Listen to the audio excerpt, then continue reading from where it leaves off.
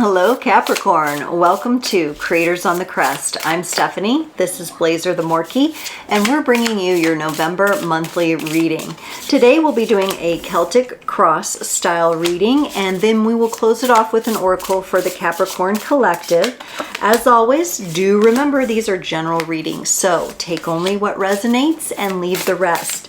You may want to check out your Sun, Moon, Rising, and North Node readings for additional context and texture.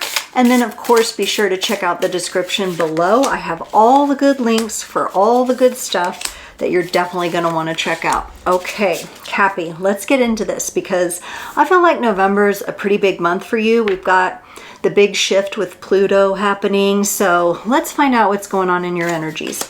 For November, you get the relic, the Six of Cups. Very interesting here.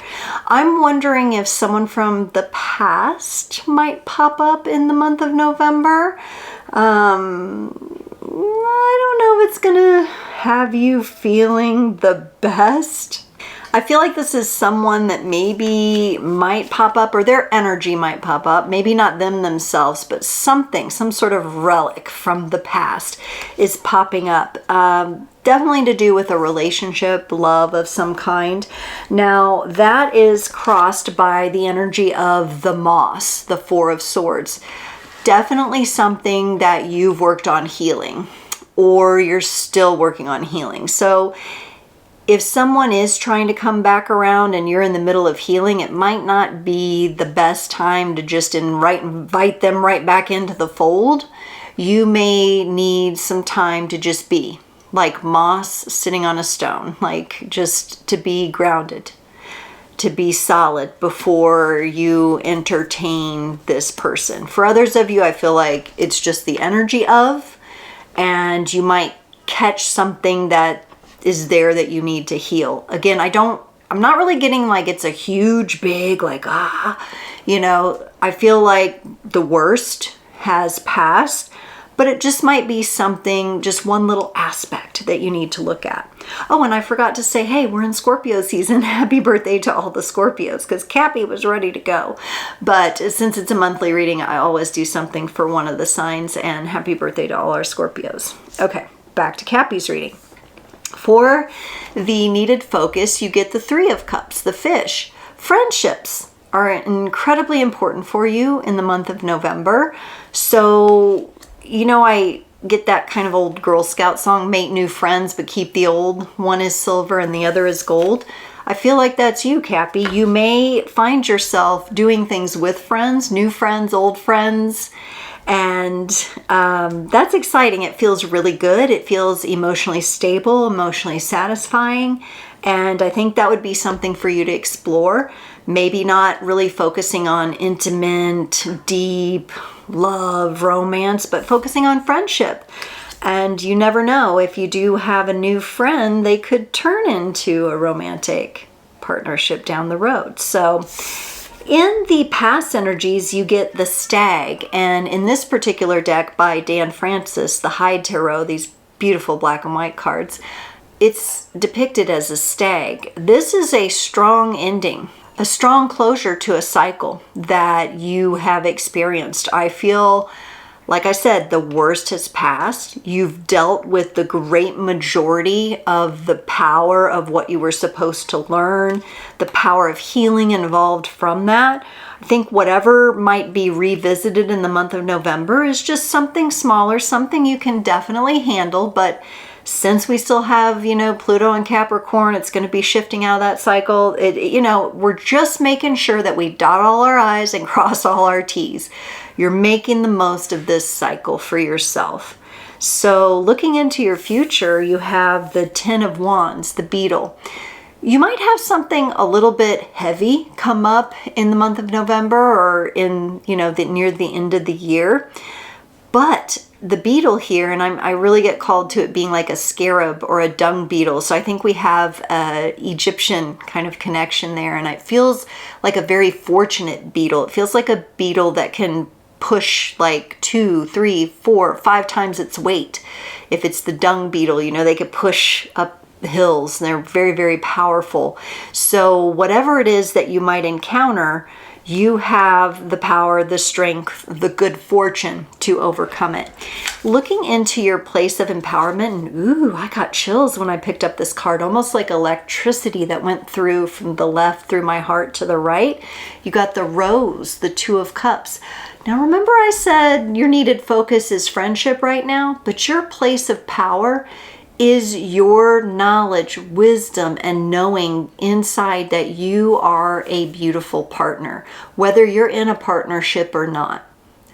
That you offer the power here of the Rose, that you are open to partnership or to taking your partnership to the next level, that you know you are protected because you have thorns, right? That will protect you. So nice work, Happy. Some of you have probably had to work at this, but now it's showing up in a place of power, and you're seeing your beauty, your protection, your wisdom shine through in partnerships. And some of you might be really working on opening yourself up and being more vulnerable so you can draw that in. We also have, even though it's the Two of Cups, we have 5 stars here. So this represents change. So your place of power is your changing relationship world, whether it be friendships or partnerships. Now, in your allies and support, you get the Emperor, the Orchid. There's something quite stately and royal and regal. Someone or something. I feel, to me, this feels more like a feeling.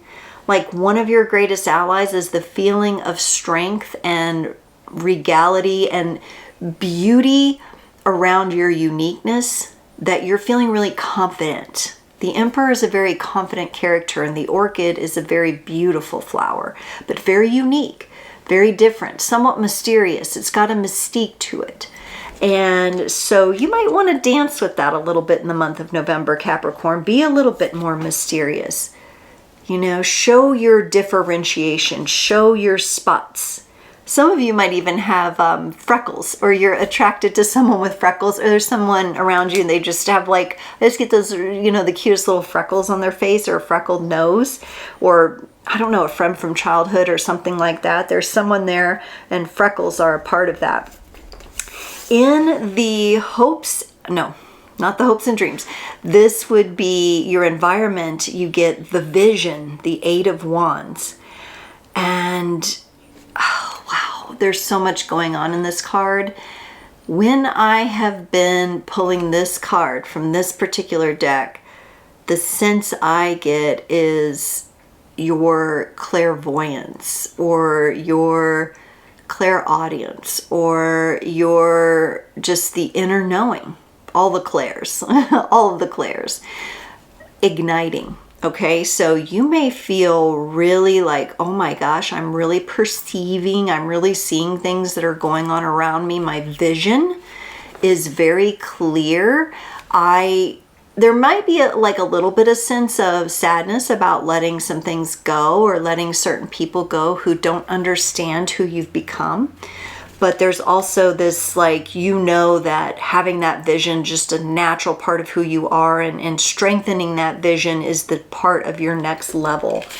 In your hopes and fears, you got the horn of justice here, and it's a unicorn horn pointing at the star. You're really, really hoping to always understand where your north is, your true north, and that is the path that you want to follow here.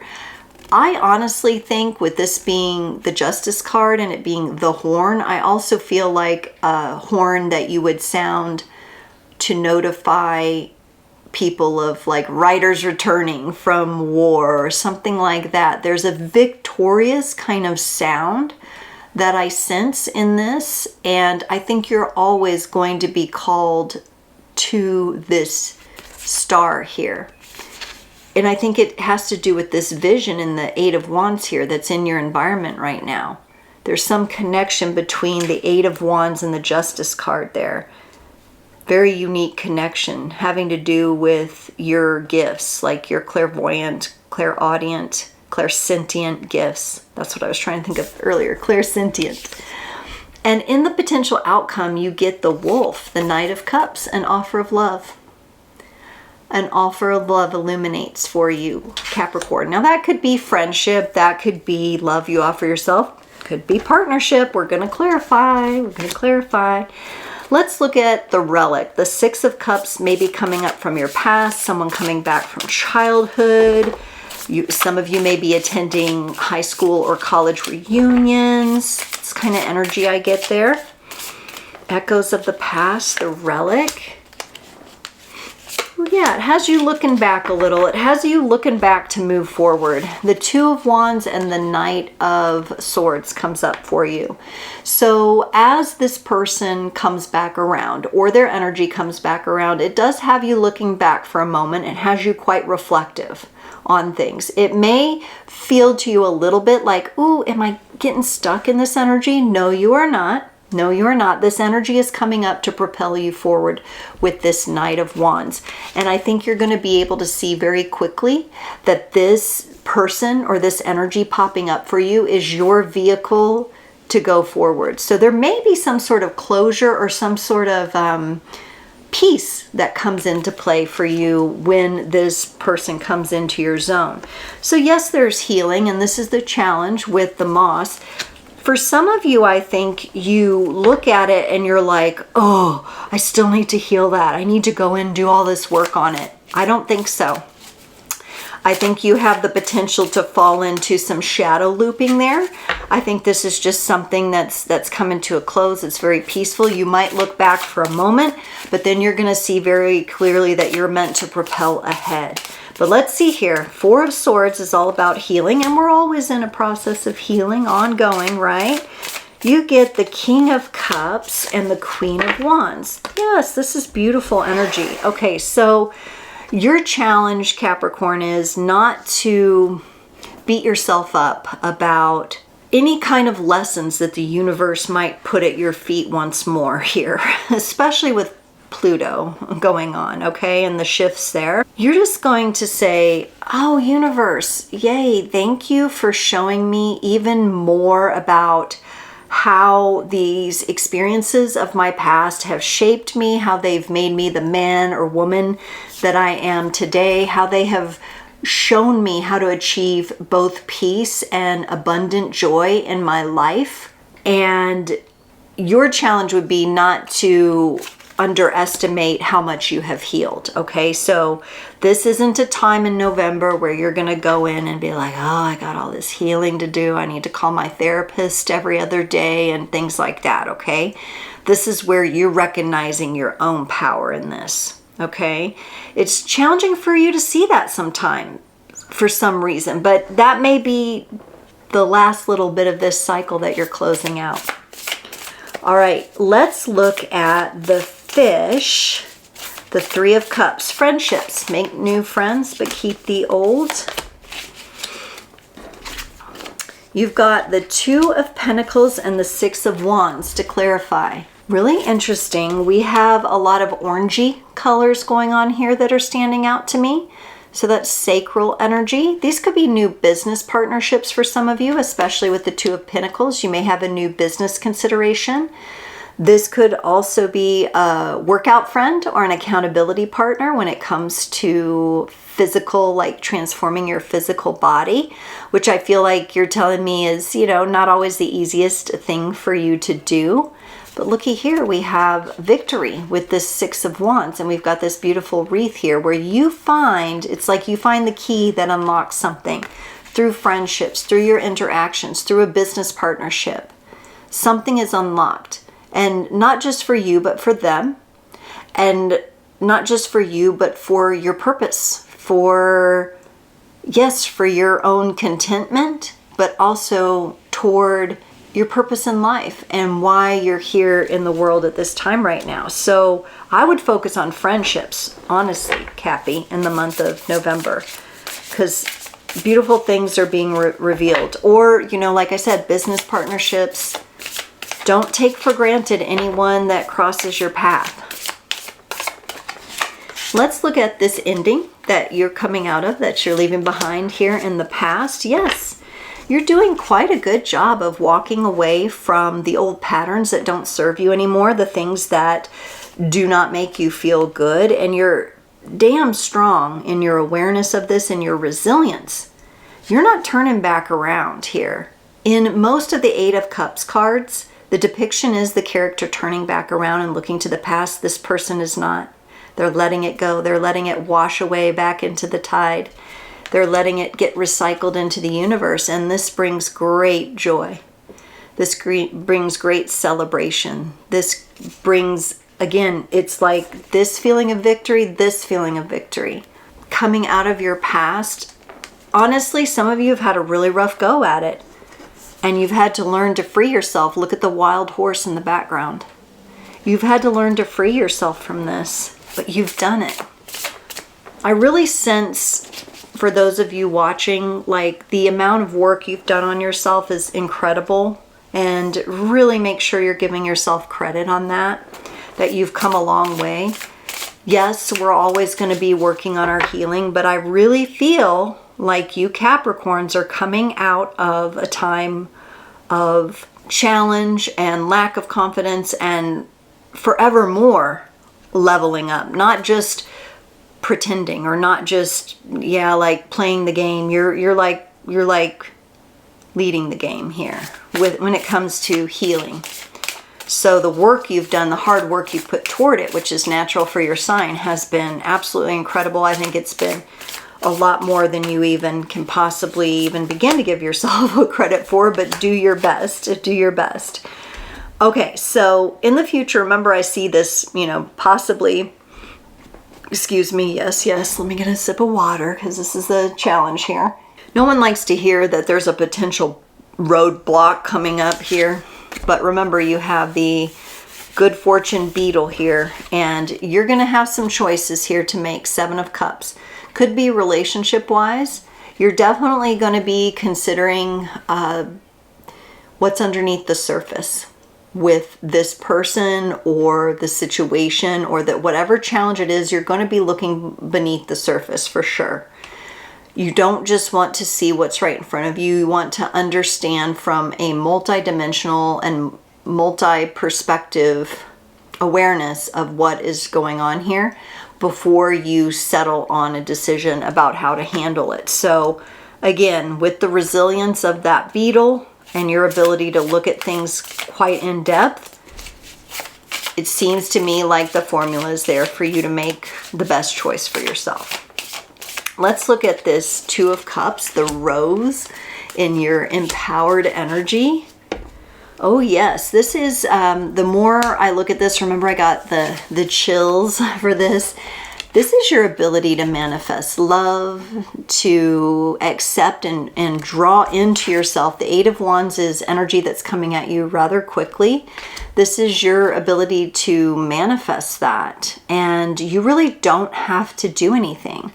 You can be the rose. Now, if you're the masculine, you may be the one making the love offer. So Capricorn, this could be you making a love offer to your rose and maybe getting to it rather quickly. Maybe you've been kind of resting on your laurels with it and haven't been taking the lead and taking action. And now you're like, okay, I'm going to do it because this is my person and she's worth going for or whatever, right? Just insert whatever, regardless of gender. For women, this is about you attracting in, you just allowing this knight to come forward.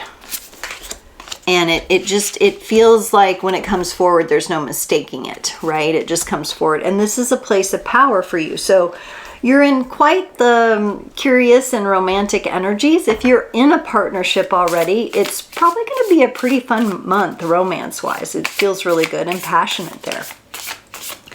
Let's look at the Emperor energy that you had here with this orchid in your allies and support. You got the Star and the Ten of Swords. Now, you had the World card in the past.